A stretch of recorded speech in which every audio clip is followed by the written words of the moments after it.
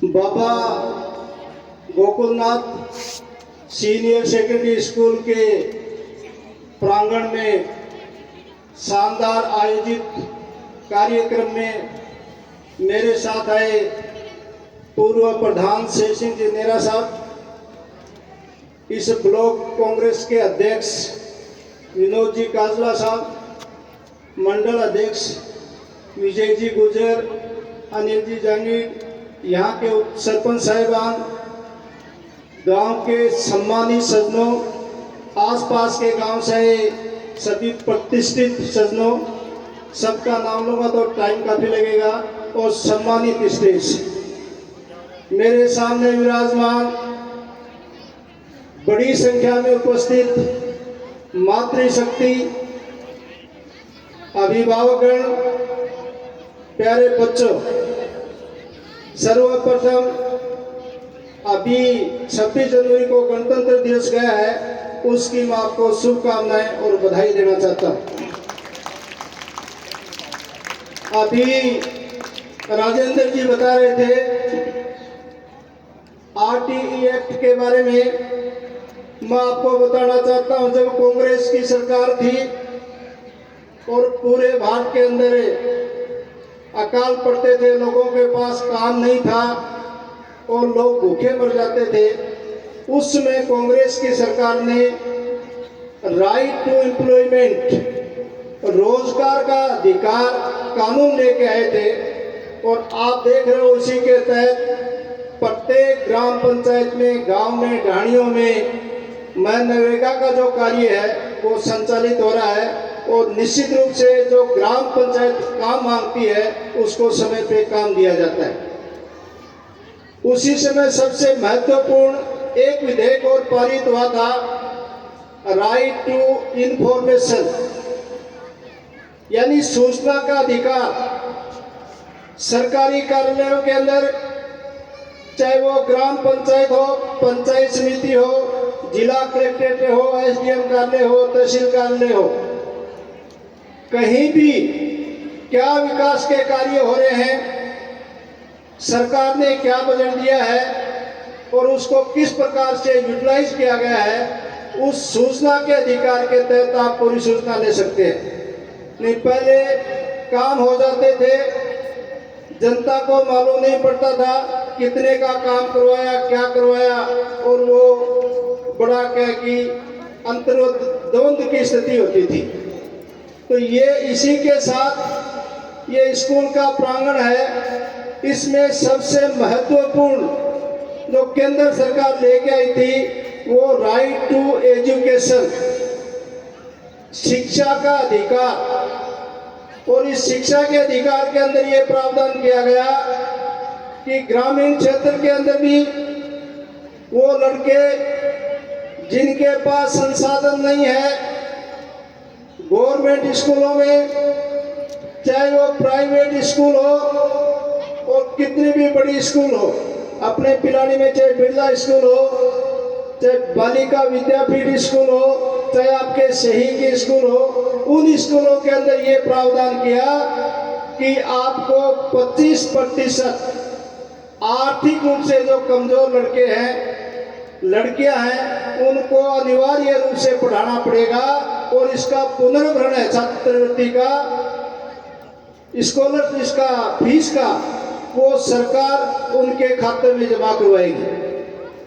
और उसी के तहत हमारे बच्चे प्राइवेट के जो सम्मानित स्कूलें थी, जहाँ नज़दीकी स्कूल थी, चाहे आपके स्वामी शही के अंदर हो, अन्य जगह स्कूल हो, वहाँ सरकार ने इसी योजना के तहत प्रत्येक 25% बच्चा है उसको पढ़ने का अधिकार दिया, उसकी फीस नहीं लगती है, कापी किताब भी दी जाती है। तो इस प्रकार का बढ़िया कानून कांग्रेस की सरकार लेके आई थी।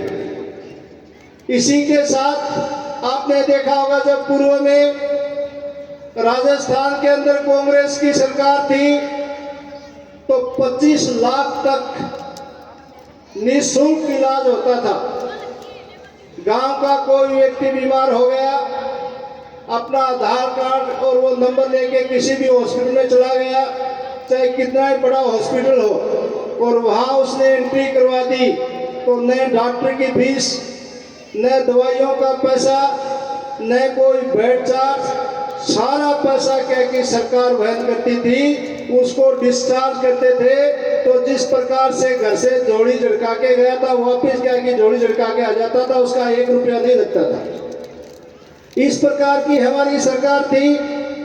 ग्रामीण क्षेत्रों के अंदर शिक्षा को बढ़ावा देने के लिए अंग्रेजी मीडियम स्कूलें खोली, जगह जगह कॉलेजेस खोली। 5 साल के कार्यकाल के अंदर 135 कॉलेज पूरे राजस्थान के अंदर गवर्नमेंट की खोली गई थी, और लगभग गांव के अंदर इंग्लिश मीडियम स्कूल खोली गई थी। आपके भी स्वामी से ही है, ये चौहानों की ढाणी छोटी सी ढाणी है, उसमें भी क्या कि इंग्लिश मीडियम संचालित थी।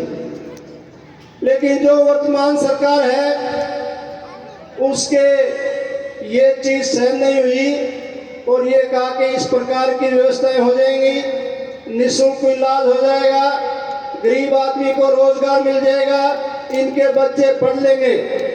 ये बात उनके नहीं हुई। तो आपने अखबार के अंदर पढ़ा होगा कि इन्होंने पहले तो 550 स्कूलों को बंद किया। अब माननीय उप मुख्यमंत्री की अध्यक्षता में ये कह रहे हैं जो इंग्लिश मीडियम स्कूल संचालित हैं हम उनको बंद करेंगे। और यही नहीं, ये कह रहे जो कॉलेज है उनके अंदर बंद करेंगे, इन्होंने जिले हैं उनको हम बंद करेंगे, नगर पालिकाएं बना दी, वो कह रहे कि 100 हम बंद करेंगे। ये निःशुल्क इलाज होता था, इस स्कीम को इन्होंने बंद कर दिया, 5 लाख तक ले आए और कह के वाई लूट रहे हैं। तो इस प्रकार की इनकी गतिविधियां हैं, आप लोग अच्छी तरह से जानते हैं। गत 5 वर्ष के कार्यकाल के अंदर चाहे विधानसभा पिलानी हो, सूरजगढ़ हो, झुन्नू, उनका विकास का कार्य देख लीजिए।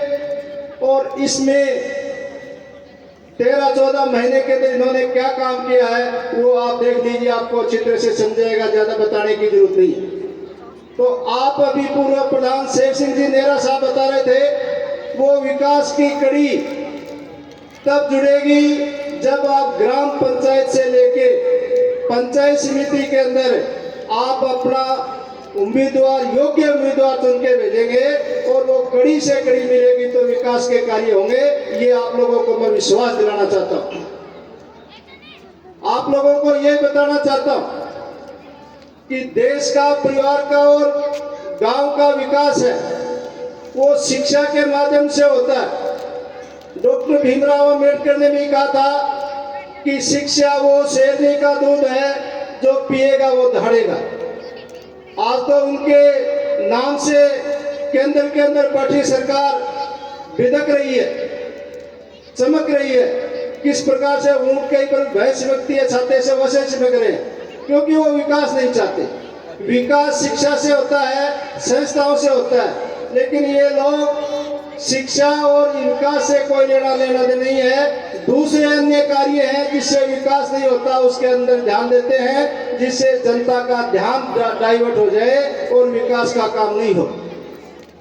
छात्रों को मैं ये कहना चाहूंगा, आप अपनी जिंदगी के अंदर आगे बढ़ना चाहते तो जो मोबाइल है इसका मिनिमम सीमित मात्रा के अंदर उपयोग करें और अपनी जिंदगी के अंदर आगे बढ़ने के लिए एक लक्ष्य निर्धारित करें कि मुझे आगे बढ़ के डॉक्टर बनना है, इंजीनियर बनना है, टीचर बनना, वकील बनना, और उसी के हिसाब से अपना लक्ष्य तय करके आगे बढ़े और ये दृढ़ प्रतिज्ञा और संकल्प लें कि जब तक ये कार्य मैं कर नहीं लूंगा, चैन की सांस नहीं लूंगा। सपने वो नहीं होते जो रात को आते हैं, सपने वो होते हैं जो इंसान को सोने नहीं देते। तो आप मेरे सामने जितने बच्चे बैठे हैं ये संकल्प लें कि मेरे को ये बनना है, और उसके लिए कम से कम 8 घंटे आप क्या कि घर जाके पढ़ें। स्कूल तो मुश्किल से 6 घंटे होते हैं, बाद में 24 घंटे के अंदर आपके पास 8 घंटे घर जाके पढ़ लेंगे। उसके बाद में भी आपके पास 10 घंटे बच जाएंगे, उसमें घर वालों की मदद करो और अन्य कार्य करो। माँ बाप की ये महती जिम्मेदारी है कि अपने बच्चे को सुबह और शाम निश्चित रूप से संभालें। आज के समय के अंदर स्थिति इतनी विकट हो गई है कि बच्चा और बच्ची गलत कार्य कर लेते हैं, तब माँ बाप को मालूम पड़ता है कि हमें तो मालूम ही नहीं था। क्योंकि बच्चे के हाव भाव चाल और चरित्र से मालूम पड़ जाता है कि ये सही रास्ते जा रहा है नहीं जा रहा है। तो ये अभिभावकों की जिम्मेदारी है। स्कूल के अंदर बच्चा 5 और 6 घंटे रहता है, 17-18 घंटे अभिभावकों के पास रहता है, तो ये आपकी जिम्मेदारी बनती है। इस विद्यालय के कार्यक्रम को देखते ये निश्चित रूप से मैं कहता हूँ यहाँ संस्कार, शिक्षा और संस्कृति की बातें की जाती हैं। इसलिए राजेंद्र जी और ये पूरा परिवार, विद्यालय परिवार को बधाई, साधुवाद और धन्यवाद देना चाहता हूँ। अभी इन्होंने कुछ काम बताया, ये हमारा नैतिक दायित्व बनता है जनप्रतिनिधि होने के नाते। पानी की जो विकट समस्या बताई, इसका निश्चित रूप से हम समाधान करेंगे। जितना भी पैसा लगेगा उसकी व्यवस्था करेंगे। आप लोगों को इस बात का मैं विश्वास दिलाना चाहता हूँ। इसी के साथ एक जो खुर्रे की बात कही है, उसकी व्यवस्था भी देखेंगे। बजट अप्रैल मई के अंदर आता है और अब आप देख रहे हो जनवरी खत्म होने रही है, तो 7-8 महीने के अंदर अपने पानी की भयंकर किल्लत है।